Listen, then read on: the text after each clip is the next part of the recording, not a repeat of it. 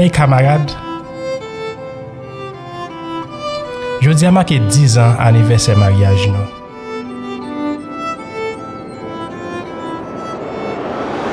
Pour te gagner un passage extraordinaire sous terre.